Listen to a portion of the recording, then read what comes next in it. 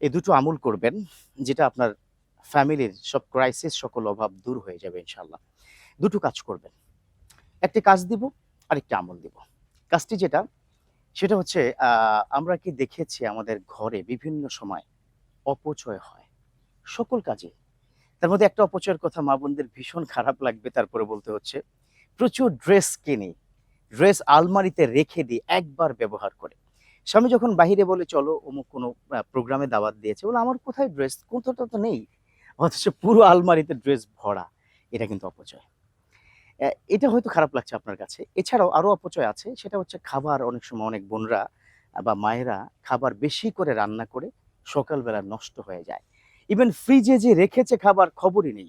এরকম নানামুখী অপচয় আছে। এই অপচয় থেকে যদি আপনি একটু কন্ট্রোল করতে পারেন, আপনার স্ত্রী কিংবা আপনার স্বামী কিংবা আপনার সন্তানদেরকে, তাহলে ইনশাআল্লাহ তাআলা ঘরে বরকত ঢুকবে, অভাব দূর হবে। নাম্বার 2, ঘরের সবাইকে আমলের সাথে জড়িয়ে নেওয়া। সকলকে, আমল মানে নামাজ কোনোভাবে যেন মিস না করে এবং কোনো হারাম অপরাধ যেন ঘরের মধ্যে না হয়।